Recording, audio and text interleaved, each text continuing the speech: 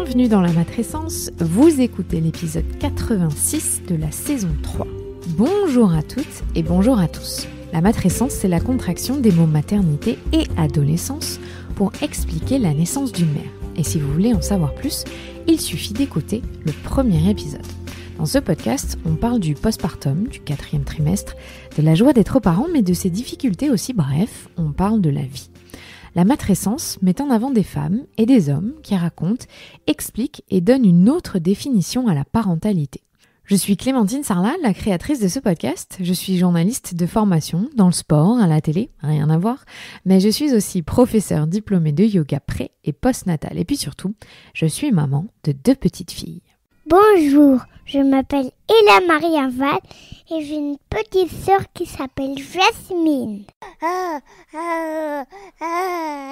Et j'ai 3 ans. Et bienvenue dans la matrescence. Au revoir.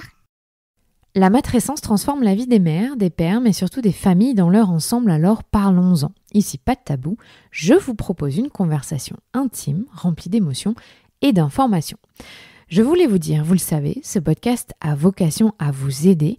Maintenant, il est important de se rappeler que c'est à vous de faire le tri parmi les informations entendues. Vous êtes les acteurs de votre parentalité, à vous de piocher dans ce qui vous plaît. Si vous aimez ce podcast, n'hésitez pas à vous abonner, à laisser un commentaire et le must à mettre 5 étoiles sur votre plateforme d'écoute. Et psst, vous savez quoi ? Vous pouvez maintenant faire partie de la communauté de la matrescence sur Patreon. À quoi ça sert et qu'est-ce que c'est ? C'est simple, ça sert à soutenir ce podcast. Vous pouvez l'aider financièrement à se développer en faisant un don chaque mois. En échange, vous aurez accès à des bonus et à tout un tas de contreparties en exclusivité. Rendez-vous sur le site www.patreon.com Patreon/Clémentine Sarlat. Notre génération bouleverse les codes en matière d'éducation. Nous avons accès à une multitude d'informations. Nous remettons en question une bonne partie des principes hérités de nos aînés avec la conviction de faire au mieux pour nos enfants. Mais quel modèle suivre quand il n'y en a que très peu de disponibles ? Comment élever ses enfants sereinement sans se perdre dans le flot d'injonctions ? Anne Reynaud est psychiatre et fondatrice de l'Institut de la parentalité. Elle est aussi autrice. Je l'ai d'ailleurs déjà reçue 2 fois dans ce podcast pour parler du lien d'attachement. C'est l'épisode numéro 30, mais également pour parler de PMA et de ses conséquences psychiques. C'est l'épisode numéro 36. Elle vient de sortir un livre, Enfants sécurisés, enfants heureux, aux éditions Marabout que je vous recommande vivement. Dans ce livre, elle consacre une première partie aux bases du lien d'attachement et à ce sentiment de sécurité qui s'avère être la base de relations humaines sereines. Dans une deuxième partie, elle développe plusieurs cas concrets de difficultés que nous rencontrons tous en tant que parents. À travers cet épisode, vous aurez des clés pratiques pour retrouver une ambiance plus apaisée à la maison. Je vous assure, j'ai testé, ça a fait des petits miracles. Je vous souhaite une très bonne écoute. Bonjour Anne. Bonjour Clémentine. Je suis très contente de vous recevoir à nouveau pour cette année 2021, pour une première fois, parce que je vous ai reçu 2 fois. On va revoir plein de choses. Vous avez sorti un nouveau livre avec beaucoup de cas concrets. Et j'encourage vraiment les parents à acheter ce livre parce que ça éclaire, ça m'a éclairé personnellement, donc je sais que ça le fera pour tous les autres. Est-ce que vous pouvez nous rappeler ce que c'est la sécurité émotionnelle ? Même si je sais qu'on pourra en parler 1 heure, mais... Alors la sécurité émotionnelle, c'est au fond la conscience que pour se construire, l'enfant, au-delà de toute l'affection, de tout l'amour, de tout ce qu'on peut lui apporter, a besoin d'abord de sécurité et de sécurité émotionnelle pour sentir un équilibre à l'intérieur de lui et du coup pouvoir être en capacité d'explorer le monde, d'explorer aussi ses ressources, ses compétences, se développer de manière harmonieuse, s'épanouir. Voilà, c'est le socle et ça s'inspire et c'est la continuité de la théorie de l'attachement qui a été décrite par John Bowlby et qui aujourd'hui nous apporte beaucoup d'éléments très concrets, très pragmatiques pour pouvoir aller comprendre. C'est vrai que souvent, les parents, ils me posent « Ok, mais c'est quoi la sécurité ?» Ça semble un peu un concept un peu abstrait. Et c'est aussi le souhait de ce livre, Enfants sécurisés, enfants heureux, de comprendre dans la réalité du quotidien comment l'enfant il va nous manifester s'il est en sécurité ou s'il n'est pas en sécurité. Au-delà de comprendre le concept, c'est aussi comment on va le lire, comment on va décoder les signaux de l'enfant et comment nous, en tant que parents ou en tant que figure d'attachement, parce qu'on peut être référent de crèche, éducateur, enseignant, il y a beaucoup d'enseignants qui ont besoin aussi de décoder ces signaux-là, comment on fait pour répondre à cette insécurité que souvent, nous, on ne voit pas forcément en tant qu'adulte ou qu'on ne perçoit pas. Et est-ce que nous, en tant qu'adultes, si on est en insécurité émotionnelle, puisque ça arrive aussi aux adultes, on est capable de répondre à l'enfant ou il faut que nous, on soit bien dans nos baskets, si c'est le cas de le dire, pour pouvoir répondre à cette insécurité d'un enfant ? Alors là, on le vit grandeur universelle, puisque nous vivons une crise sanitaire qui induit une insécurité. Ça veut dire qu'on se sent menacé. Je rappelle juste que le système d'attachement est donc un système d'alerte qui nous permet, dont on est équipé. Ça fait partie de notre boîte à outils. Quand on naît, on va naître avec un système d'attachement qui va nous donner les moyens et les ressources pour faire face à la peur. C'est-à-dire, j'ai peur, je vais activer mon système d'attachement et du coup, je vais essayer de trouver des réponses à cette insécurité.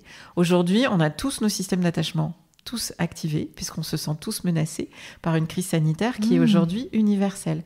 C'est aussi très intéressant de mettre en application la théorie de l'attachement sur un plan plus large, social et sociétal. Et donc oui, plus on est en insécurité, plus on met notre énergie à éteindre ce système d'alarme, moins on a de disponibilité pour percevoir, pour lire les besoins de l'enfant, et moins on est en capacité d'y répondre de manière ajustée. Ça, la théorie de l'attachement explique bien, parce que quand je parle de boîte à outils, dans notre boîte à outils, on a plusieurs systèmes. On a le système d'attachement, j'ai peur, je mets ce système d'alerte, et puis je vais faire face à la peur. Mais j'ai aussi un système de caregiving, c'est-à-dire ma manière de prendre soin de l'autre, de prendre soin de celui qui est vulnérable. Bien sûr mon enfant, mais ça peut être aussi mes proches ou autres. Et ce système de caregiving, en fait, ce que la théorie de l'attachement nous apprend, c'est qu'il est en compétition avec notre système d'attachement. Ça veut dire que si notre système d'attachement s'active, notre système de caregiving perd de son discernement. Donc bien sûr que de soutenir les parents, de trouver aussi notre propre équilibre, c'est essentiel parce que sinon on rentre dans une chaîne d'insécurité et que celui qui est au bout de la chaîne c'est l'enfant et que au fur et à mesure c'est à nous adultes en fait de pouvoir compenser notre propre insécurité ou s'appuyer nous-mêmes sur ceux qui peuvent nous réconforter. Je reprends l'image que j'ai utilisée dans la sécurité émotionnelle du porte-avions. Nous-mêmes en tant qu'adultes on a nos porte-avions, mais on se rend compte qu'avec la crise sanitaire, par exemple, on n'a pas pu aller voir nos porte-avions, qui parfois sont nos parents ou des gens proches, parce qu'il y a eu cette distanciation physique. Et on voit à quel point cette théorie d'attachement, elle vient aussi s'illustrer là, dans des circonstances un peu singulières. Donc oui, quand on est nous-mêmes en insécurité, on perd le discernement et on perd la disponibilité dont on a besoin pour lire les besoins de l'enfant et y répondre. Il est important qu'on prenne soin de nous. Et ça s'applique, j'imagine, aussi au couple parental. Bien sûr. Quand il y a une insécurité dans le couple parental, ça transparaît sur l'insécurité des enfants. C'est totalement ça. Et c'est ça qui est universel dans la théorie de l'attachement, c'est que ensuite, une fois qu'on en a compris le principe, on peut on le transpose. Et aujourd'hui, on connaît beaucoup plus du fonctionnement du couple, par exemple.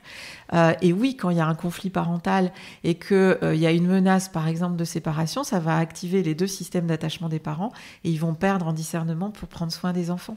Donc oui, ça se transpose. Oui, vous avez un chapitre, c'est le dernier d'ailleurs, dans ce livre, sur quand c'est inévitable la séparation et qu'est-ce qu'il faut faire, les étapes. Je vous poserai une dernière question après quand on aura vu tout le reste sur ça. Alors, dans quelle situation est-ce qu'un enfant peut se sentir en insécurité ? Alors ça, c'est un point essentiel et je suis contente qu'on puisse l'aborder. Mais globalement, c'est très difficile parce que notre sécurité n'est pas la sécurité de l'autre et notre insécurité n'est pas l'insécurité de l'autre. Prenons l'exemple de l'enfant qu'on confie à l'école le matin. Il va à l'école le matin et il arrive avec une équipe périscolaire qui l'accompagne, qui l'accueille. Ensuite, il passe dans le champ de la classe avec la maîtresse. Parfois, il y a 2 maîtresses parce que c'est comme ça que ça s'organise. Et puis ensuite, on va à la cantine où il y a d'autres adultes, mais qui dépendent de la municipalité. Ensuite, on retourne à l'école. Ensuite, parfois, on rentre à la maison, il y a une nounou. Et ensuite, le parent rentre. Pour nous, parents, on a le sentiment que l'enfant, il est tout le temps en sécurité, puisqu'il y a toujours un adulte pour s'occuper de lui. Alors que pour l'enfant, pour beaucoup d'enfants, et on voit beaucoup d'agitation, de troubles du comportement, parce qu'en fait là, ça fait trop de porte-avions. Globalement, il y a le porte-avions périsco, le matin, l'après-midi, le porte-avions de la cantine, la maîtresse, l'ATSEM, qui parfois change. Chez les tout petits, parfois, il y a plusieurs maîtresses, et on pense que les petits, c'est pas important, mais si, ils ont encore plus besoin de stabilité. Donc là, on se rend compte que ce que nous, on imaginait comme étant sécurisant, c'est-à-dire l'enfant, il est confié le matin, c'est nickel, il y a toujours un adulte pour s'occuper de lui. Pour certains enfants, je ne veux pas dire pour tous, mais pour certains enfants, ça va être source d'insécurité. Donc en fait, ce qui compte, c'est pas forcément d'évaluer la sécurité ou l'insécurité parce qu'elle est trop subjective, elle est trop personnelle. Je ne vais pas activer mon système d'attachement au même endroit en fonction de qui je suis. J'ai un tempérament, je suis plus ou moins anxieux. On a des enfants qui aujourd'hui sont par exemple les bébés à besoins intenses, qui ont probablement un système d'attachement qui s'active plus vite que les autres, qui sont plus en insécurité que les autres, qui ont besoin de plus de contact physique. Ils vont percevoir plus facilement l'insécurité que d'autres enfants. Les babys. Les babys. Voilà, donc je pense que ça va être mon prochain livre parce qu'il me questionne beaucoup dans mes consultations et les babys qui deviennent grands, voilà, comment ils grandissent les babys. Mais on a du mal à les comprendre parce qu'on a du mal à décoder leurs besoins de sécurité en fait. Donc voilà, j'ai donné un exemple par rapport à l'école, mais si on se fixe trop, on va projeter notre pensée d'adulte sur la sécurité ou l'insécurité. Or, quand on parle de théorie de l'attachement, on parle de sécurité ressentie. C'est-à-dire, c'est moi qui la ressens, la sécurité. Et combien de fois, des fois, on dit à des copains ou à des amis « Non, mais t'inquiète pas, c'est pas grave », alors que nous, on se sent en insécurité. Et quand notre ami nous dit ça, on se sent incompris. Ben, ça fait exactement la même chose.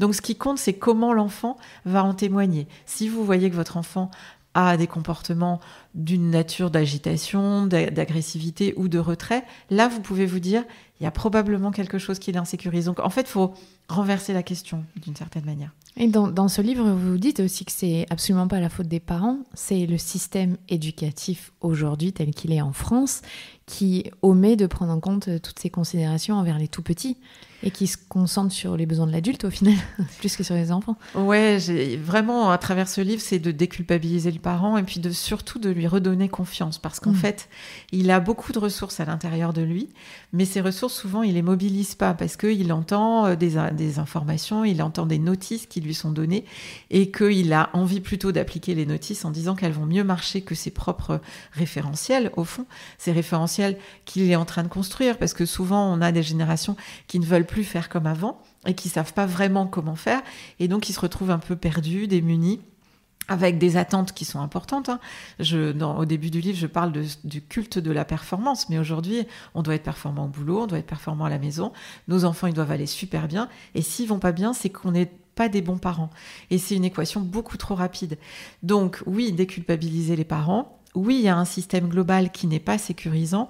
Et moi, je parle de co-responsabilité. Le parent a une responsabilité en tant que figure d'attachement principale, celle qui est dans l'environnement de l'enfant, mais on est tous acteurs de la construction de l'environnement de l'enfant. Et donc, globalement, il y a une chaîne de sécurité ou une chaîne d'insécurité. Et on est co-responsable, co-éducateur, au fond, des enfants. Et on a, à mon avis, et c'est quelque chose que j'ai envie de poser clairement, beaucoup plus d'engagement à avoir autour des tout-petits. Ça se fait, j'entends bien la commission des 1000 jours et ce qui se met en place. Mais nous, sur le terrain, on peut dire qu'il ne faut pas attendre. On attend encore trop souvent que l'enfant soit dans l'expression d'une difficulté pour pouvoir l'accompagner. Donc, notre slogan ici à l'Institut, c'est « Pourquoi attendre ?» D'ailleurs. Prévenir, c'est meilleur que guérir, ça, on le sait. Alors, si on revient un peu, pourquoi est-ce que c'est si difficile à voir ? Vous l'avez un peu expliqué, mais c'est parce que notre grille de lecture en tant qu'adulte, elle est erronée ? Notre grille de lecture, souvent, alors en tant qu'adulte, elle n'est pas la même que celui de l'enfant. Donc déjà, il y a un décalage et ça, c'est vrai que c'est très difficile. On a une pensée qu'on dit souvent adultomorphe, c'est-à-dire qu'on projette sur l'enfant notre propre pensée d'adulte, alors que son cerveau n'est pas mature, son cerveau n'est pas en capacité de rationaliser. Pendant 6 à 7 ans, il ne peut pas rationaliser. Donc, soit raisonnable, soit sage, ça ne marche pas et ça ne peut pas marcher. Il n'a pas encore identifié ses émotions. Moi, aujourd'hui, je vois beaucoup d'enfants où on leur a expliqué les émotions, et comme on leur a expliqué les émotions, on est en attente qu'ils puissent les gérer. C'est pas parce qu'on leur a expliqué qu'ils peuvent les gérer. Leur cerveau n'est toujours pas câblé pour pouvoir le faire. Mais c'est des éléments importants. Et donc, c'est des attendus qui font que, effectivement, notre projection d'adulte, elle correspond pas aux besoins de sécurité de l'enfant et à son propre vécu à lui. Et ce décalage, il s'installe avec aujourd'hui, j'estime pour ma part, qu'on en attend beaucoup trop des enfants. On attend qu'ils nous renvoient quelque chose de compétent sur le plan des fonctions parentales. On attend des compétences extrêmement pertinentes, y compris dans la scolarité, très tôt. On évalue très rapidement et on est dans des attendus, y compris de ce qu'on appelle le statut d'élève. Moi, j'entends en moyenne section, en grande section, il n'est pas dans son statut d'élève. Il a le temps d'explorer le monde, il a le temps de jouer. Donc, globalement, oui, on a du mal. Et puis, on a du mal parce que cette théorie, en France, elle met du temps à s'installer et à être reconnue comme étant validée scientifiquement, parce que ces lunettes de l'attachement, elles viennent aussi vraiment nous donner un autre regard, nous permettre d'avoir une lecture plus objective en fait, et beaucoup moins subjective. Quand on projette nos pensées d'adulte, on est subjectif parce que le père et la mère vont pas avoir la même subjectivité, et déjà ça va interpréter les choses, et cette interprétation, elle est source d'erreur, alors que c'est sûr que la grille de la théorie de l'attachement vient nous donner une lecture objective. Cet enfant, il témoigne de ça, donc a priori, il est en insécurité. Je le sécurise, et si je le sécurise suffisamment, normalement, cette symptomatologie ou ces troubles, ils disparaissent. C'est vraiment très pratico-pratique, en fait. Oui, vous avez réussi au fil des expériences et avec cette théorie à identifier des comportements très précis au moment où l'enfant est en insécurité. Donc c'est parfait, ça rebondit sur ma question d'après. Comment ça se manifeste chez l'enfant ? Par quoi on peut passer pour réaliser qu'en fait là il est en insécurité et il n'est pas juste chiant. Ouais, c'est souvent ce que les parents disent, il est chiant, c'est un tyran domestique, il est insupportable. J'ai un mini-ado à la maison, il a 3 ans et demi, il fait sa loi. Est-ce que vous n'avez pas une pension, docteur ? On ne veut pas en arriver là, mais c'est insupportable. Et les périodes de confinement ont encore plus marqué les choses, avec des parents démunis qui en arrivent à des actes qui sont à l'opposé de leurs idéaux éducatifs. Et l'important, c'est de ne pas se culpabiliser, mais de se dire peut-être qu'il y a une autre grille de lecture qui vient nous donner du sens à ça. Donc oui, on sait comment l'enfant va manifester son insécurité parce qu'on connaît les stratégies d'attachement. C'est-à-dire qu'on parlait du porte-avions et de l'avion, et globalement, si le petit avion ne peut pas se poser sur le pont du porte-avions parce qu'il perçoit que son porte-avions n'est pas disponible, il va développer des stratégies de comportement.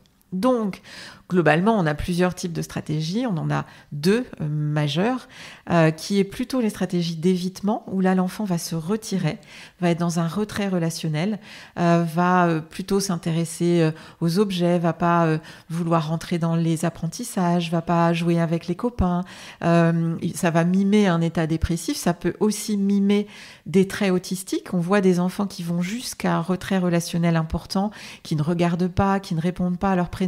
Alors, ça n'explique pas tout, hein. Il faut être sûr que l'enfant ne soit pas sourd, par exemple, parce que ça peut aussi donner ces signaux-là, et puis qu'il n'y ait pas un tableau autistique sous-jacent. Mais on voit beaucoup d'enfants qui sont aujourd'hui poussés beaucoup trop tôt dans le champ de la pathologie autistique ou des troubles du spectre autistique, et qui sont d'abord des enfants très insécurisés, qui n'ont pas trouvé d'autre solution que de se retirer de la relation, puisqu'ils ne perçoivent pas cette sécurité dans la relation.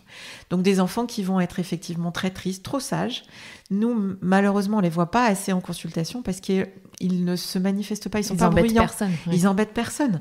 Ils sont pas bruyants. Ils sont au contraire hyper sages. C'est hyper cool d'avoir un enfant évitant.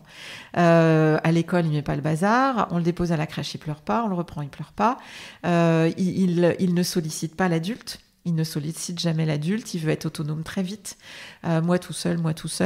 Et petit à petit, il s'enferme. Donc, effectivement, on doit être sensibilisé à cette première manifestation, qui est une manifestation qui va induire, si on fait un peu de neurologie, des sécrétions de cortisol importantes.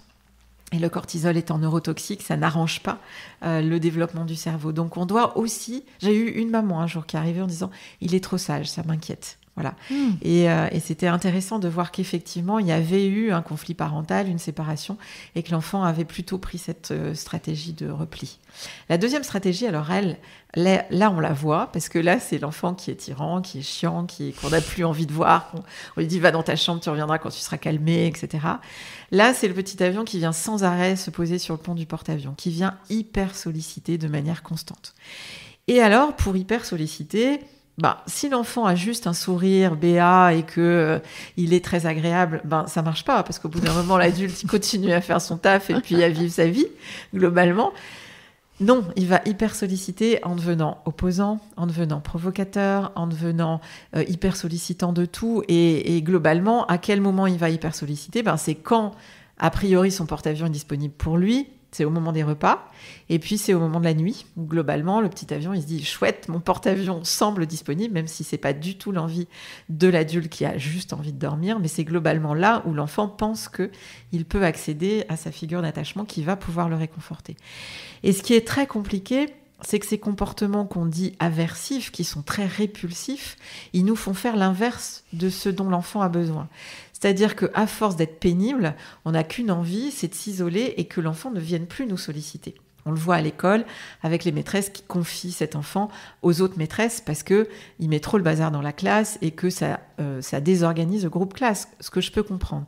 Mais en fait, en l'envoyant dans une autre classe ou en l'envoyant seul dans sa chambre, vous êtes sûr qu'il va continuer à mettre le bazar, taper tout et pouvoir casser des choses dans sa chambre et qu'il ne pourra pas se rassurer. Parce que pour se rassurer, il a besoin de se trouver la proximité du porte-avions. Et là, le porte-avions fait l'inverse. Et là, c'est à nous, adultes, de comprendre que l'enfant seul ne peut pas retrouver son équilibre émotionnel. Donc moi, j'ai des parents qui arrivent en disant « Non, mais moi, je serai gentil quand il sera à nouveau gentil. Parce que j'ai fait assez de choses pour lui et que pour l'instant, il s'en rend pas compte et donc j'attends. » Et alors là, je leur dis qu'ils peuvent attendre longtemps. Parce qu'en fait, l'enfant, ou alors, à un moment, il va se retirer de la relation, estimant qu'il ne peut pas compter sur sa figure d'attachement. Mais globalement, l'enfant seul, en tout cas jusqu'à 5-6 ans, quand on voit cette vulnérabilité neurologique et de fonctionnement de maturation du cerveau, cette temporalité, ce n'est pas une immaturité, c'est juste qu'il faut du temps au cerveau pour mûrir. L'enfant seul ne peut pas se sécuriser de manière autonome. Il a besoin de sa figure d'attachement. Donc c'est à nous, quelle que soit notre place, qu'on soit parents, enseignants, référents de crèche, d'aller au-delà de ces comportements répulsifs et aversifs pour pouvoir sécuriser l'enfant. Donc voilà, deux modèles typiques. Dans le livre, vous donnez plusieurs cas de figures précis dans la deuxième partie du livre. Donc c'est hyper intéressant parce qu'on suit le tableau de plusieurs enfants, que ce soit sur les pleurs, le sommeil, l'alimentation. Et il y a un exemple qui me vient à l'esprit sur, je crois que c'est le petit Elliot qui veut pas, pour aller se coucher, met tout un rituel en place où c'est lui qui décide de tout, l'emplacement de ses petits poupées et doudous, le biberon, le nombre d'histoires. Et en fait, là, moi, je me suis rendu compte en lisant ça, c'est que c'est pas qu'il est pénible, c'est qu'il est en stress et qu'il trouve un moyen, une stratégie de contrôler. Et ça, tous les enfants font ça en fait. Tout à fait ça. Mais oui, en fait, quand l'enfant est en insécurité et qu'il n'a pas de contrôle sur la manière, sur son environnement, il va devenir de plus en plus tyrannique pour contrôler ce qu'il est en capacité de contrôler.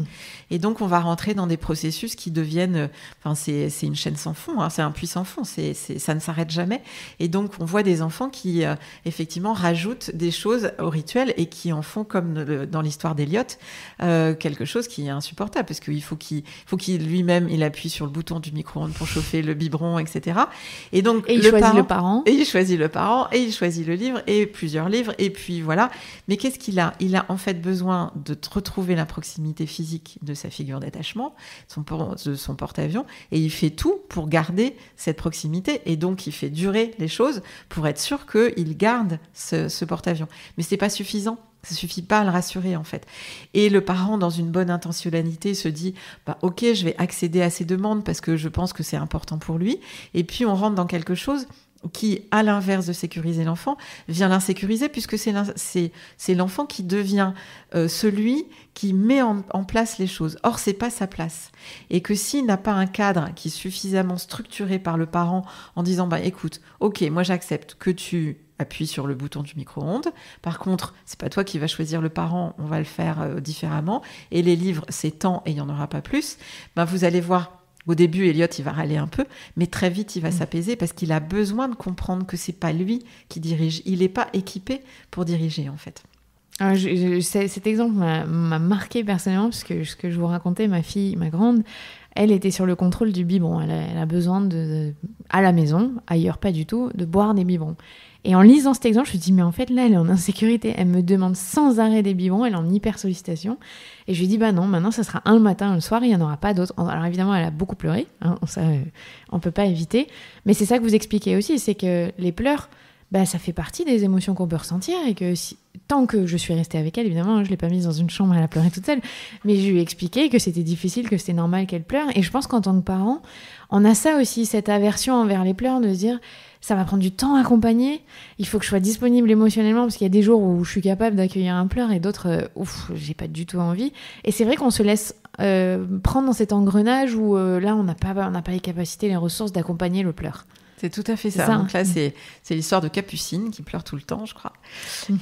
Et on va essayer de cheminer autour de la symbolique et la signification, surtout la signification de ces pleurs, mais surtout dans le vécu du parent. Et vous le dites très bien, c'est-à-dire qu'il y a des jours où on n'est pas disponible à accueillir ça. Mais il y a aussi une croyance qui s'installe de penser, et moi je l'entends souvent, des parents qui me disent « mais s'il pleure, c'est qu'il n'est pas heureux ». Et s'il n'est pas heureux, c'est que moi, je le rends malheureux ou que je ne le rends pas heureux. Donc, il y a à nouveau une culpabilisation des parents et c'est pour ça que j'insiste dans ce livre qui n'est pas, surtout pas un livre de recettes. C'est un livre où on va découvrir qu'en tant que parent, on a déjà compris des choses, on a des ressources. Il y a juste que on n'a pas forcément mis les lunettes qui nous permettent de décoder les besoins de l'enfant. Et qu'une fois qu'on a ces lunettes, on va trouver ses propres outils pour rassurer. Mais le pleur est physiologique pour l'enfant. Le pleur, c'est sa manière d'exprimer. Je fais un petit chapitre où on explique que dans les larmes, il y a aussi des hormones de stress qui viennent nous dire qu'il y a une décharge et que c'est même important qu'on pleure. Et que les enfants qui pleurent peuvent aller mieux que les enfants qui pleurent pas. Parce que l'enfant qui pleure pas, c'est un peu celui dont on a parlé tout à l'heure, qui se retire et qui ne manifeste plus que finalement il a besoin de sa figure d'attachement. Donc, globalement, les pleurs ne sont pas le témoin que le parent rend malheureux son enfant. Les pleurs font partie de l'évolution de l'enfant et les pleurs sont un signal très précieux pour comprendre l'insécurité de l'enfant. Mais pas une attaque. Souvent, le parent, il se sent attaqué en estimant qu'un enfant à qui on apporte toutes les réponses ne devrait pas pleurer. Ça, c'est faux. Un enfant pleure. Un adulte pleure. Et un adulte devrait pleurer parce que vraiment les études sur le bonheur viennent nous dire que ceux qui expriment leurs émotions et qui partagent, y compris à travers des pleurs, vont avoir un meilleur équilibre émotionnel puisqu'ils sont en capacité de le partager. Donc oui, devraient pleurer. C'est dur culturellement pour les hommes, ça. C'est très dur pour les hommes. Ça fait partie pour moi des hypothèses de me demander pourquoi on a plus de petits garçons en consultation. Même dans les pathologies psychiatriques de l'enfant, on a globalement plus de petits garçons. C'est pas forcément lié à un déterminant génétique, mais est-ce que justement culturellement il n'y a pas un garçon sois fort, tu pleures pas, t'es trop fort. Vous parlez des TOC dans votre livre. En fait, là aussi, on doit adopter une autre grille de lecture. Alors évidemment, il y a des pathologies. Vous n'êtes pas du tout en train de dire que tous les enfants qui veulent de l'ordre et contrôlent n'ont pas de TOC. Mais quand même, au final, parfois, on associe ça. Ah oui, il a des TOC, c'est son truc, ça lui fait plaisir, ça lui fait du bien. Non, en fait, ça lui fait pas du tout plaisir ni du bien. C'est sa seule stratégie pour s'en sortir. C'est ça. Et ça peut arriver très tôt. Oui, très tôt. Très tôt. Oui, l'enfant, c'est vraiment ce qu'on disait tout à l'heure. L'enfant, s'il ne perçoit pas de sécurité dans son environnement affectif, va se sécuriser en contrôlant les objets. Et donc, ce contrôle des objets, il se manifeste ensuite par des TOC. C'est des enfants qui veulent que le doudou il soit à tel endroit et pas à tel autre. C'est des enfants aussi puis qui peuvent contrôler, par exemple, les attitudes des parents. C'est des enfants qui ne veulent pas que ce soit papa qui attache dans la voiture ou que ce soit maman qui allume la lumière. En fait, tout ça, c'est des stratégies de contrôle. Je vois s'il y a du vécu. Ouais, non, mais c'est drôle, c'est vrai que on se rend même pas compte que c'est une stratégie pour eux. Oui, c'est une stratégie parce que, en fait, comme leur équilibre, il dépend de la figure d'attachement, cette sécurité, elle va dépendre de ce que la figure d'attachement va offrir comme environnement. Si la figure d'attachement n'est pas disponible ou ne permet pas de construire cet environnement sécure, l'enfant, il va se le construire tout seul. Et donc, pour se le construire tout seul, il va contrôler les choses, contrôler les objets. C'est des enfants qui vont aussi beaucoup s'attacher aux objets, qui peuvent, pour certains, aligner des petites voitures. C'est pas pour autant qu'ils sont autistes, d'accord ? Il peut y avoir des enfants autistes, mais il peut aussi y avoir des enfants qui veulent contrôler. Donc, les doudous sont à tel endroit, les voitures sont à tel endroit, et si on change la place, ça vient effectivement déstabiliser, désorganiser l'équilibre émotionnel de l'enfant, qui du coup fait une crise, mais qui n'est pas une crise d'opposition, une crise en termes d'autorité. J'aborde beaucoup l'autorité dans mon livre, parce que aujourd'hui, il y a beaucoup de questions sur comment je mets en œuvre l'autorité. Mais globalement, l'enfant, il a d'abord besoin de sécurité et elle passe normalement par l'adulte. Et si l'adulte, lui, n'est pas en capacité de lui offrir, il va trouver d'autres stratégies pour le mettre en œuvre, en fait. Ce qui est positif, c'est de se dire qu'ils ont plein de ressources aussi, quand même. Oui. C'est qu'ils sont capables, pour survivre, de faire d'autres choses. Finalement, ceux qui s'éteignent sont peut-être ceux qui trouvent le moins de ressources, ou ça n'a rien à voir ? En fait, les uns comme les autres, ceux qui s'éteignent ou ceux qui viennent hyper sollicités, la difficulté, c'est qu'ils ont compris qu'ils ne pouvaient pas faire confiance en l'autre. Et donc, quand ils sont plus vulnérables, les uns comme les autres, de la même manière, quand ils se retrouvent face à des difficultés. Il y a eu des études là sur le Covid, par exemple en Italie, sur ceux qui avaient des stratégies évitantes ou ambivalentes, et on s'est rendu compte qu'on est moins équipé pour faire face aux épreuves de la vie. C'est juste ça, on n'est pas malade parce qu'on est évitant. Il y a des auteurs qui disent « mais moi je préfère être évitant, comme ça je regarde pas les soucis, je fais comme si ça n'existait pas ». Ça peut être une stratégie de défense aussi. Bien Donc sûr. c'est vraiment pas une pathologie, mais globalement ça nous rend plus vulnérables, parce que si on a besoin d'aide, on ne va pas demander de l'aide. Et puis quand on va recevoir, on va penser que de toute façon, ou on ne la mérite pas, ou on ne saura pas quoi en faire. Donc voilà, ça nous rend plus fragiles en fait. Bon, j'ai l'impression que tous les adultes que je connais sont un peu dans ce schéma-là quand même. Alors c'est très difficile de demander de l'aide. Ouais, aujourd'hui, on est quand même dans des circonstances particulières. Après, quand même, de manière universelle, il y a 60% de la population mondiale qui a un attachement sécure. Ça veut dire, je peux demander de l'aide et la recevoir. Mais il y en a 40% qui n'est pas sécure. Donc, effectivement, il y a une proportion que vous pouvez et qu'on peut rencontrer dans nos quotidiens. Mais pour autant, on n'est pas malade. Et puis, ce que je voulais aussi dire, c'est que la théorie de l'attachement n'explique pas tout. Il y a aussi d'autres éléments de l'intrapsychisme qui sont expliqués par d'autres approches. Mais pour moi, la théorie de l'attachement, elle vient donner un socle pour nous dire pourquoi il faut être positif, pourquoi il faut être bienveillant, pourquoi il faut donner un cadre, etc. Et que toutes ces approches, elles justifient, à mon sens, de donner une rigueur scientifique et toute la richesse de la compréhension de la théorie de l'attachement. Alors, vous avez parlé de l'autorité dont vous parlez dans ce livre. Comment est-ce qu'on instaure, c'est une question à 1 million, je pense, un cadre rassurant pour l'enfant ? Ah ouais, 1 million au moins. Alors ça, c'est une grande question. L'autorité et les demandes d'accompagnement des parents qui se sentent dépourvus, démunis face à des enfants qui font la loi à la maison. Comment ne pas punir ? Est-ce qu'il faut punir ? Comment montrer à l'enfant que finalement son comportement a des conséquences et qu'il n'y a pas une impunité de tout, en fait. Et en plus, souvent, il y a le sentiment, on en parlait juste avant, le sentiment que quand l'enfant prend le contrôle, il prend le contrôle pour s'opposer à l'autorité du parent. Alors que c'est faux. Déjà, ça, c'est faux. Mauvaise grille de lecture. Déjà. Mauvaise grille de lecture. Voilà. Ce qui fait que, globalement, le parent, lui, il se sent attaqué dans son autorité et il va vouloir surinvestir ou surjouer encore plus son autorité pour ne pas rentrer dans ce jeu-là. Alors que déjà, l'enfant, il n'en est pas là. L'enfant, il essaye juste de garder le contrôle par rapport à son insécurité. D'accord ? Donc, quand on voit, par exemple, des familles qui arrivent avec des escalades de cris et d'ordres et de consignes, et l'enfant ne lâche pas, parce que l'enfant ne lâchera jamais. Il ne lâche pas pour contrer l'autorité, il ne lâche pas parce que c'est comme ça qu'il garde le contrôle de la situation. Déjà, juste de comprendre ça, c'est aussi l'esprit de mon livre, c'est-à-dire que j'ai d'abord envie que le parent il comprenne ce qui se passe. Parce qu'en comprenant ce qui se passe, c'est ce qu'on appelle la fonction réflexive, je ne donne pas une notice, je donne juste une grille de lecture, des lunettes en fait, pour décoder les comportements de l'enfant et ensuite se faire confiance en tant que parent, parce qu'une fois qu'on aura compris que ce comportement c'est le témoin d'une insécurité, je vois tous les parents qui trouvent et qui sont extrêmement créatifs pour trouver des solutions. Moi, par c'est rapport clair, à ça. c'est l'exemple du sommeil qui s'est appliqué sur du biberon, qui n'avait rien à voir, mais en fait, dans le fond, c'était tout à fait ça. C'est ça. Donc, je le mets en avertissement, enfin, en tout cas, en prérequis, c'est-à-dire vraiment de permettre aux parents de retrouver la confiance dans leurs propres ressources, parce qu'ils en ont, et qu'aujourd'hui, on se sent tellement jugé par rapport à nos compétences parentales qu'il faut qu'on soit super performant, et que pour être performant, on va mettre en application tout ce qu'on a entendu. C'est important d'entendre tout ça, mais c'est d'abord essentiel de se reconnecter à cette fonction de parent. Alors, l'autorité. Déjà, parce que c'est 1 million, donc quand même, déjà de ne pas penser que l'enfant, il vient mettre à mal votre autorité. Premier point. C'est pas du tout ça qu'il vient faire. Donc déjà, la question d'autorité ne va plus se poser de la même manière. C'est-à-dire que quand vous dites...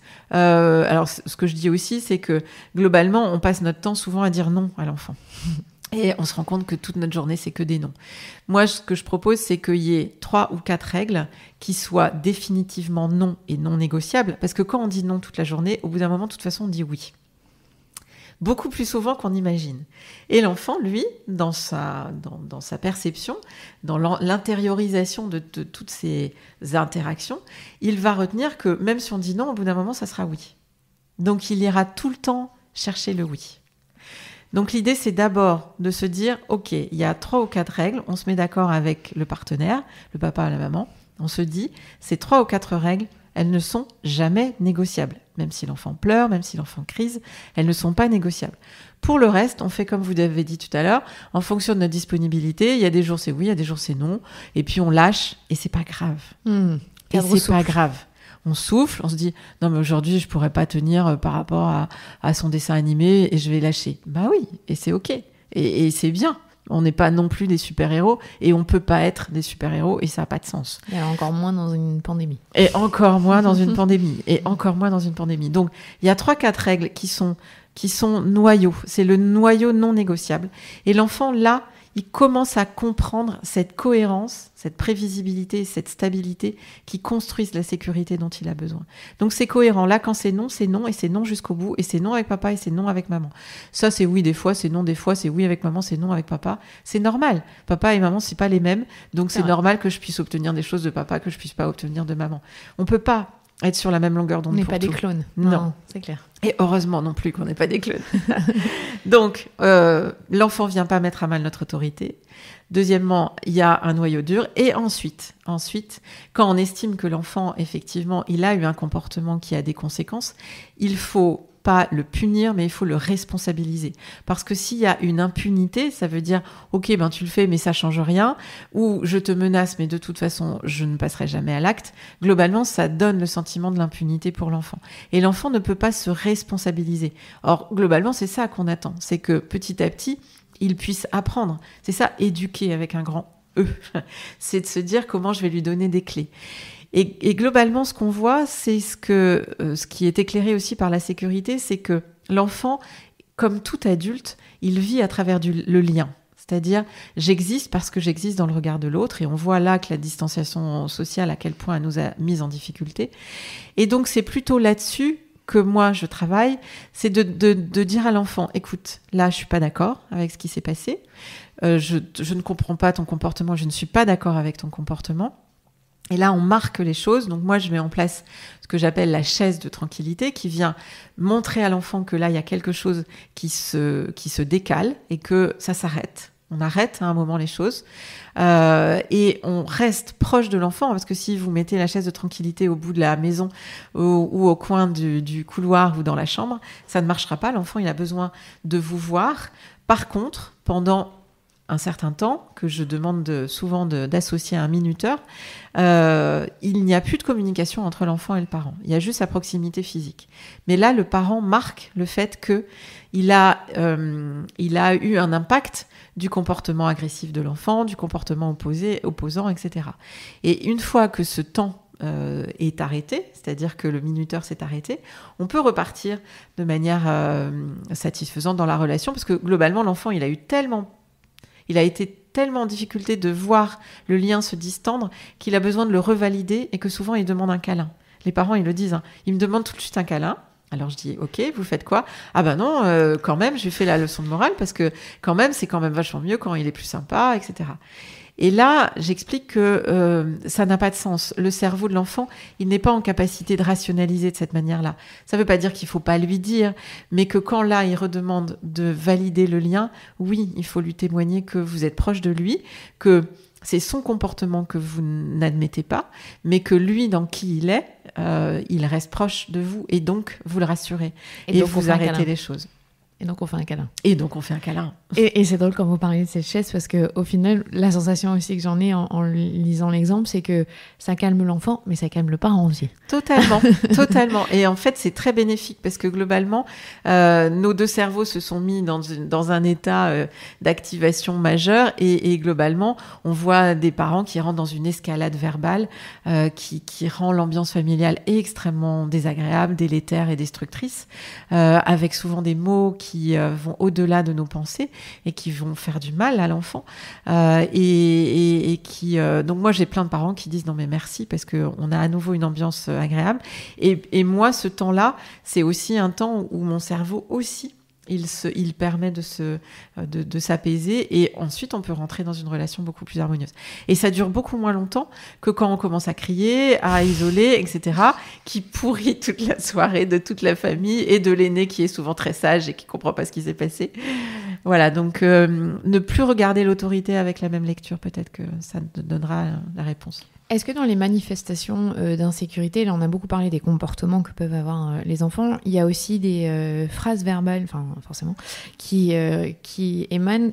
Je pense à une chose, c'est que quand je refuse quelque chose à ma fille, ou elle sait que c'est non, mais elle va essayer de négocier, elle va me dire « t'es plus ma maman, je t'aime plus ». Est-ce que ça, c'est assez classique, et les réactions que nous on a, elles testent de savoir... est-ce que je vais dire je serai toujours ta maman, t'as le droit de pas m'aimer mais moi je t'aimerai toujours, ou est-ce que ça sert à rien de répondre à ce genre de phrase? C'est important d'y répondre, mais d'abord c'est important de ne pas en avoir la lecture qu'on a, c'est-à-dire qu'il y en a beaucoup de parents qui aujourd'hui souffrent et prennent au premier degré. T'es pas gentille, t'es méchante, et puis t'as ma maman. Ou il y a un papa l'autre fois qui arrivait en me disant il m'a dit qu'il voulait me tuer. J'avoue que ça doit un petit peu perturber. Oui, mais sauf que l'enfant il avait 2 ans et demi, donc il n'a pas encore la notion de la mort et de l'aspect définitif et du concept même de la mort. Donc c'est aussi normal d'en arriver à vouloir, dans un processus d'émancipation et d'autonomisation, une structuration de l'individu à part entière, d'imaginer tuer. Mais il y a pas du premier degré. Et aujourd'hui, les parents sont tellement soucieux, et je le critique pas du tout, c'est légitime, du vécu de l'enfant, qu'ils prennent tout au premier degré. Et que quand ils disent t'es pas ma maman, je vais changer de maman, ils ont l'impression que du coup c'est pas une maman compétente, et du coup elle est pas à la hauteur, et du coup elle se culpabilise, et alors que l'enfant il était pas du tout là-dedans. Il était dans juste non mais je suis pas très content là parce que tu m'as dit non. C'est juste ça.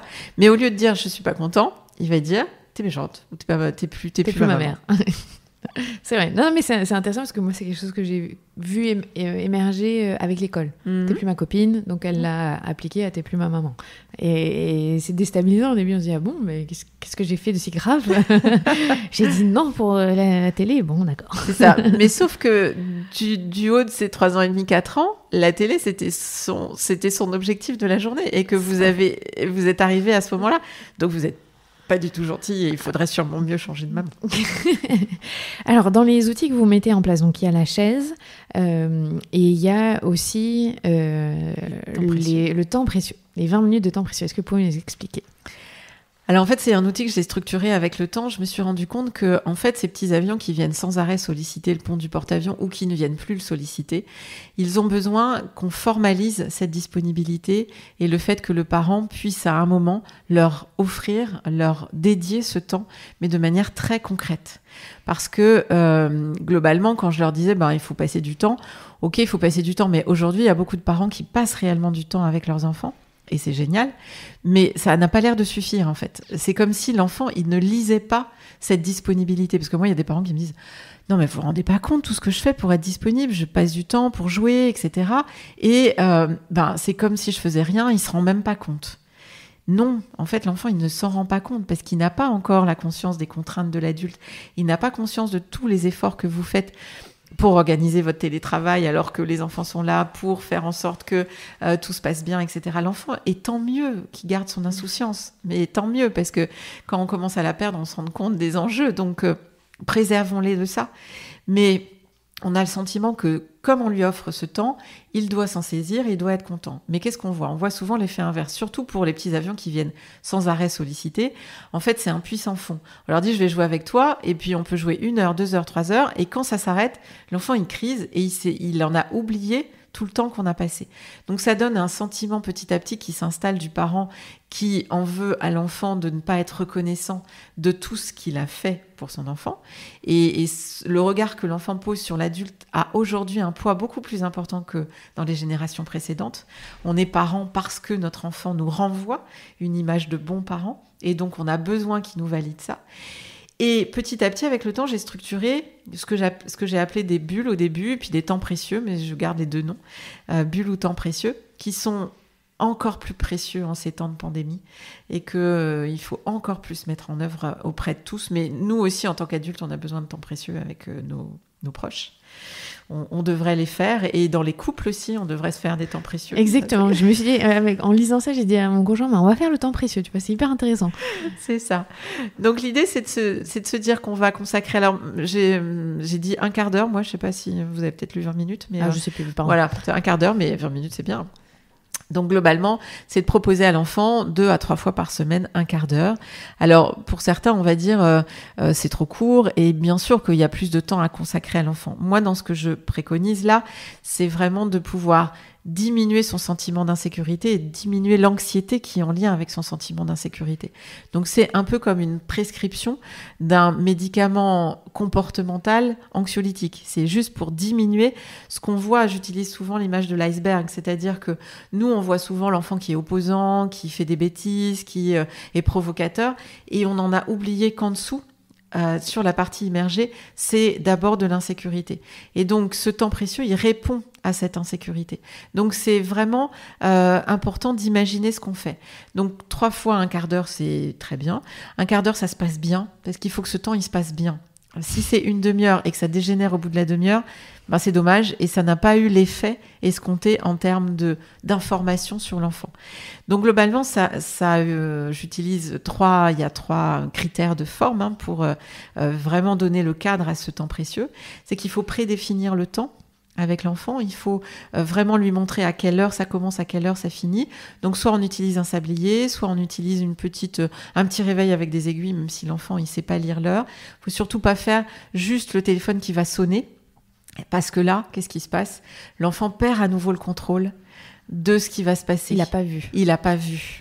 D'accord ? Donc, c'est comme la petite chaise de tranquillité. Sans un minuteur, ça ne marche pas. C'est même une catastrophe, c'est un contre-emploi.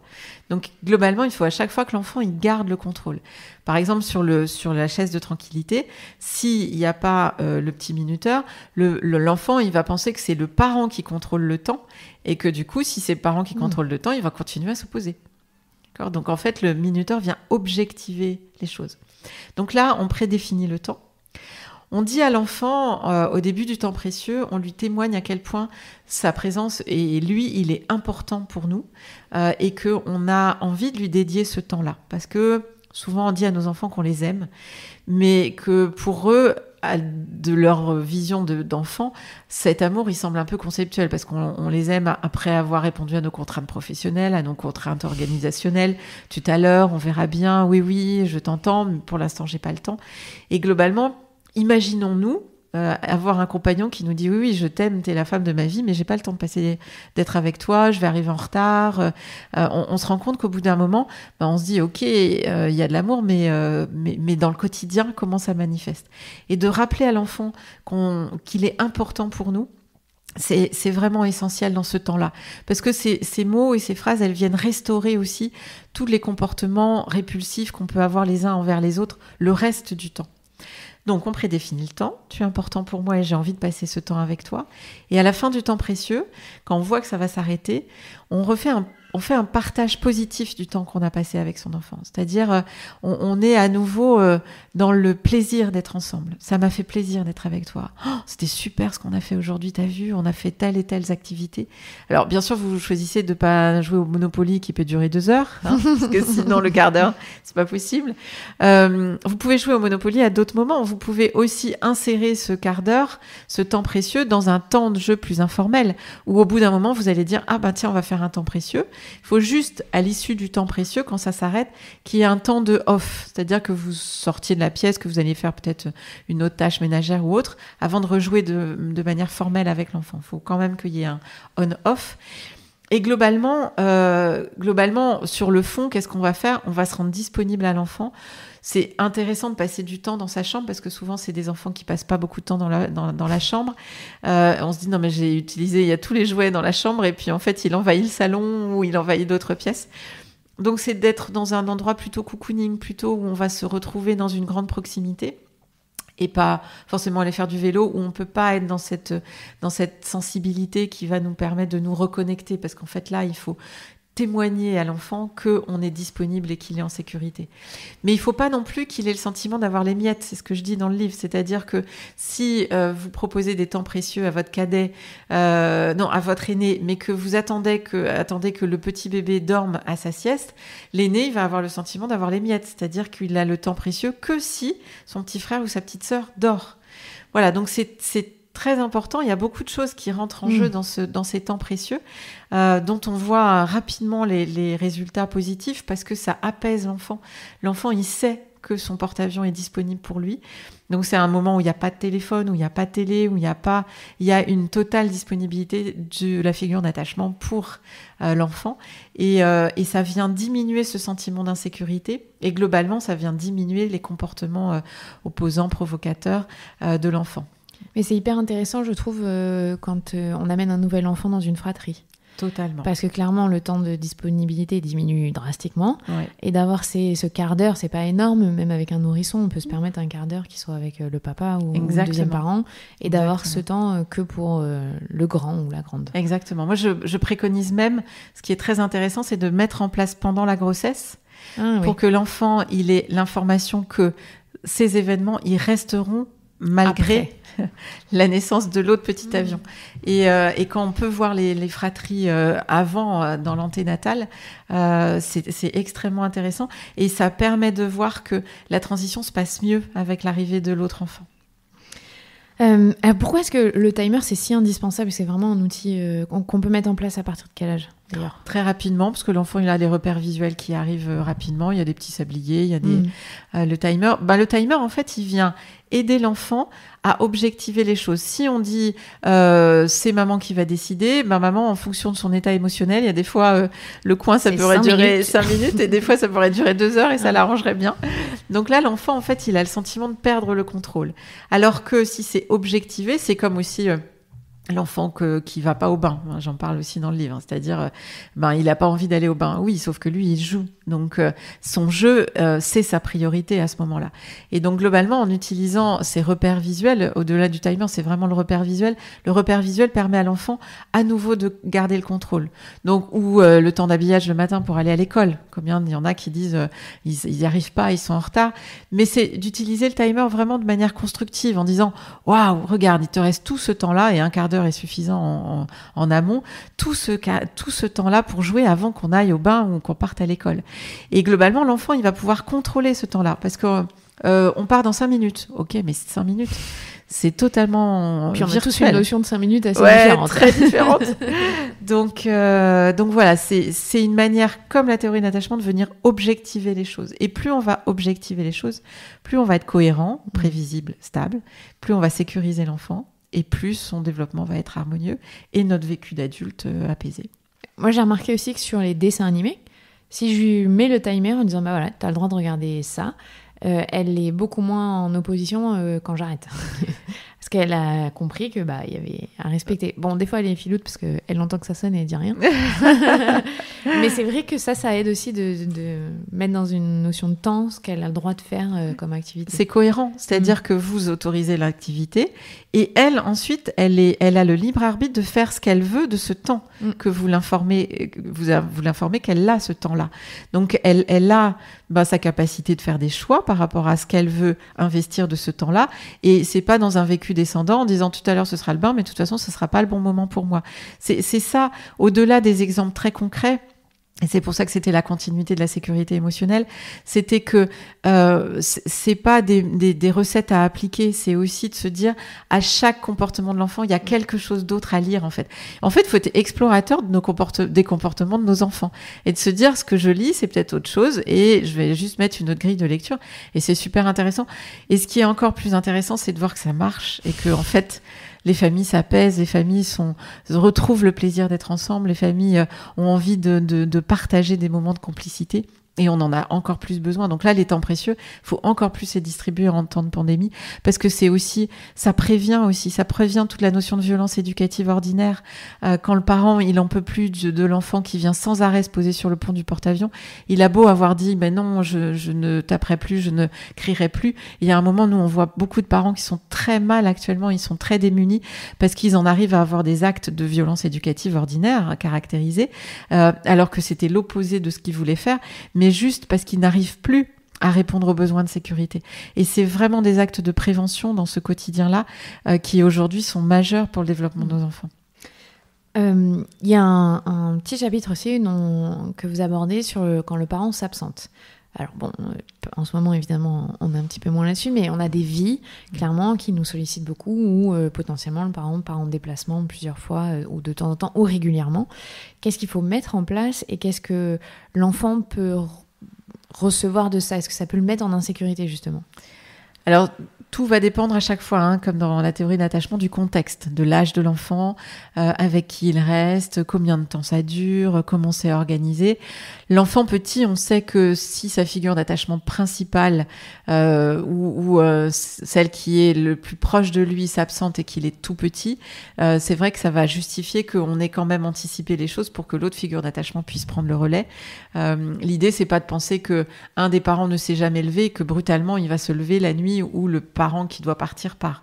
On le vit aussi pour les séparations parentales, où on confie des enfants avec un parent qui a certes été parent, mais pas forcément présent la nuit. Or, la nuit est un moment d'insécurité, et donc le parent qui se lève la nuit est plus sécurisant que l'autre. Ça ne veut pas dire que l'autre n'est pas sécurisant, mais celui qui se lève la nuit représente une figure d'attachement principale pour l'enfant. Donc, on voit tous les impacts et toute cette compréhension de cette lecture-là. Donc, ça va dépendre de l'âge. Au bout d'un certain temps, globalement, quand l'enfant il est en capacité de se mobiliser, de commencer à faire du capat et à marcher, et donc de lui-même retrouver la proximité avec sa figure d'attachement, il a aussi plus de compétences en interne pour tenter de commencer à réguler ses émotions. Mais avant ça, c'est vrai que c'est pas forcément facile pour lui que le parent s'en aille. Ensuite, c'est de pouvoir rendre les choses cohérentes. Donc moi, j'utilise encore les repères visuels avec un petit calendrier où l'enfant, il voit qui va le coucher, qui va le lever, et il peut voir si un des parents est parti, alors c'est pas des symboles parce que l'enfant n'est pas en capacité, jaune maman est pas là, bleu papa est pas là, ça marche pas, il fait pas le lien. Donc si papa s'en va en avion, on met en avion, si maman s'en va en voiture, on met une voiture, et là on sait que maman elle est partie et qu'elle sera pas là ce soir. Et puis les parents qui couchent l'enfant, c'est les photos des parents, et c'est pas rose et bleu maman papa quoi. Oui, non, ça ils peuvent pas. Ils peuvent pas faire la corrélation en fait. Mais est-ce que des absences répétées, ça peut avoir un impact, ou comme ça fait partie du quotidien de l'enfant, c'est sa normalité? Il peut s'ajuster, ça va dépendre de la régularité et de la cohérence des choses. Moi, j'ai par exemple pu accompagner des navigants avec des vols internationaux à l'époque, hein, c'est beaucoup moins d'actualité aujourd'hui, mais des enfants qui, du coup, ont besoin d'encore plus de cadre dans ce qui est proposé à l'enfant quand le parent n'est pas là. Dans la routine. Ouais, dans leur routine, dans leur. En plus, cette maman, elle m'expliquait bien que ces vols n'étaient pas réguliers, que des fois elle partait 2 jours, des fois 4 jours. L'enfant, il intègre bien quelque chose qui est régularisé. On s'en va 2 jours, on revient 2 jours, etc. Il y a une temporalité qui s'inscrit. Mais quand c'est pas cohérent et pas prévisible, ça c'est difficile. C'est pour ça que cette prévisibilité, on peut aussi la construire avec du visuel et des petites photos qui permettent de voir combien de temps c'est. Souvent, les parents me disent « Non, mais je lui ai dit qu'il allait dormir 2 dodos sans moi. » Mais j'ai 2 dodos, ça reste encore virtuel, conceptuel. C'est j'ai le petit calendrier et je vois quand papa me couche et quand maman me couche. Ok. Et la dernière question que je voulais aborder sur la séparation des parents, plutôt, l'impact que ça peut avoir sur la sécurité émotionnelle des enfants, elle est liée à la bonne entente des parents pendant la séparation, ou quoi qu'il arrive, une séparation, ça met à mal cette sécurité? Alors, la notion de conflit est majeure. Dans toute la bibliographie et les méta-analyses sont unanimes pour dire que le conflit parental vient activer le système d'attachement de tout le monde et donc ça vient mettre à mal tout le monde, et en particulier l'enfant, donc ça vient l'insécuriser profondément. Donc l'absence de conflit est un élément majeur et un élément déterminant dans le vécu de l'enfant. Pour autant, pour l'enfant, c'est quand même une désunion de la famille dont il est issu, et que globalement, il va être en difficulté parce qu'à chaque fois, il n'est qu'avec une seule figure d'attachement et il ne peut pas avoir accès à l'autre figure d'attachement, et que ça va demander une adaptabilité pour lui, et que cette adaptabilité, c'est pas forcément facile. Donc il y a forcément quand même un vécu particulier, mais la responsabilité de l'adulte l'emporte surtout sur la notion de pas de conflit. On peut ne pas être d'accord sur certaines choses, mais en tout cas, ça ne concerne pas l'enfant. Après, dans mon livre, effectivement, je finis sur un couple pour lequel c'est très difficile, et j'explique aussi que le conflit permanent dans une famille, avec des menaces constantes, des menaces des séparations alors qu'elles ne se font pas, des menaces verbales les uns envers les autres, insécurise profondément l'enfant. Et aujourd'hui, on sait que l'enfant qui est témoin de violences intrafamiliales va aussi développer des grandes difficultés. Donc, il faut parfois en arriver plutôt à des séparations que laisser l'enfant dans un bain d'insécurité. Donc, c'est pas le couple pour le couple, mais c'est comment on se responsabilise par rapport à l'équipe parentale sur la cohérence de l'environnement qu'on construit autour de nos enfants. En fait. Et puis j'imagine plus les enfants sont petits aussi, plus il faut s'adapter dans la séparation, parce que se séparer une semaine entière d'un enfant, faire une semaine sur 2, ce genre d'équation, il faut essayer de revoir les modèles de domiciliation, enfin de temps qu'on passe. De garde, oui, tout à fait, tout à fait. C'est vrai que souvent, il y a une fausse croyance de dire il est petit, donc il se rendra compte de rien. Ça arrive encore très, très fréquemment, ou non, mais les petits, là, ils souffrent pas. Mais oui, mais le petit, il l'exprime pas, donc forcément, ils sont pas bruyants et on les néglige beaucoup. Et moi, j'ai beaucoup de parents qui disent il est petit, donc c'est le moment, il s'en rendra pas compte. Alors, d'abord, il s'en rend compte, et ensuite, il n'a pas les capacités de donner sens à ce qu'il est en train de vivre. Donc, c'est encore plus impactant pour lui, ce type de décision. Or, ça arrive très souvent parce que la parentalité vient souvent nous bousculer, et il y a des couples qui tenaient très bien avant l'arrivée de l'enfant et qui sont mis à mal par la naissance. On voit beaucoup de séparations, beaucoup de couples qui se séparent dans les 2 ans qui suivent l'arrivée de l'enfant. Donc oui, de devenir parent, ça nous transforme. Et que quand l'enfant il est petit, il a besoin de construire un lien privilégié avec une figure d'attachement. Et s'il est en garde alternée, c'est vraiment pas possible pour lui de le faire. Donc on préconise, alors c'est pas des textes, et c'est pas, on commence à former les juges à la théorie de l'attachement, et ils comprennent encore plus les impacts. Mais on conçoit qu'un papa a aussi envie de passer du temps avec son enfant.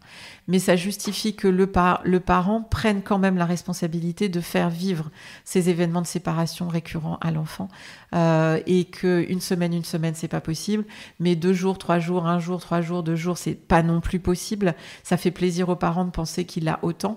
J'ai des parents qui arrivent avec Ils ont imprimé le calendrier, puis ils ont mis du rose et du bleu en général pour dire chez qui il va. Et puis globalement, ça fait la même durée. Sauf que c'est pas du tout cohérent pour l'enfant. Et donc, ça ne peut pas être satisfaisant en termes d'équilibre émotionnel de l'enfant. Donc oui, les séparations quand l'enfant est petit justifient beaucoup d'adaptation de l'adulte, plus d'adaptation de l'adulte que de l'enfant. Et c'est quoi la solution alors sur c'est un jour un jour l'enfant il peut pas construire. C'est d'accepter que pendant au moins 2 ans l'enfant il a une figure d'attachement principale. D'accord. Et de réajuster si un couple se sépare avant les 2 ans, de considérer qu'il faut qu'il y en ait un seul des deux parents qui soit la figure d'attachement et qu'après on puisse réintroduire. Oui, avec des temps réguliers avec l'autre figure d'attachement. Mais qu'il y ait un foyer principal. Exactement. Parce que l'enfant, sinon, ne peut pas construire une relation privilégiée avec une figure d'attachement et ça met à mal toutes ses stratégies relationnelles. Donc oui, réellement. Et ça, c'est de l'ordre de la responsabilité du parent, de dire « Ok, ça ne matche plus dans le couple, mais on ne peut pas non plus tout faire vivre à l'enfant sous prétexte qu'on est en capacité de s'en occuper. » On termine pas sur une super note, mais non, c'est pas intéressant. Évident, mais c'est intéressant. Mais en même temps, c'est important de se rendre compte. Moi, je parle vraiment de parentalité responsable. Je pense que pour être responsable, il faut être informé, et c'est aussi l'objet de ce qu'on fait là. C'est super. Et qu'on se fasse confiance aussi. Mais qu'on se rende compte que nos enfants sont vulnérables, qu'ils ont besoin de nous en tant que figure d'attachement, qu'on a plein de richesses à l'intérieur de nous pour y répondre, mais que parfois on n'a pas forcément la bonne lecture de leur comportement. Et donc j'espère que j'aurai participé à changer un peu la lecture de nos petits bouts. En tout cas, je recommande la lecture de votre livre pour essayer de se remémorer les compétences qu'on a en nous. C'est vrai qu'on les oublie assez rapidement quand on est mis à mal par les comportements un peu difficiles à gérer des fois, des petits. Mais merci beaucoup. Merci Clémentine, c'était super. Merci. Anne. C'était Dr Anne Reynaud, psychiatre, fondatrice de l'Institut de la parentalité et autrice d'Enfants sécurisés, enfants heureux. Un petit rappel, si vous avez de grandes difficultés, n'hésitez pas à consulter un ou une spécialiste. Je suis Clémentine Sarlat, votre hôte. Si vous avez aimé cet épisode, n'hésitez pas à le partager autour de vous ou sur les réseaux sociaux @lamatrescence. Si vous découvrez ce podcast, allez faire un tour sur le site www.clementinesarlat.com pour écouter de nouveaux épisodes. Et désormais, vous pouvez aider ce podcast à grandir en y participant financièrement sur le site Patreon, www.patreon.com/Clémentine Sarlat. Patreon, c'est Patreon. Merci, prenez soin de vous, à la semaine prochaine.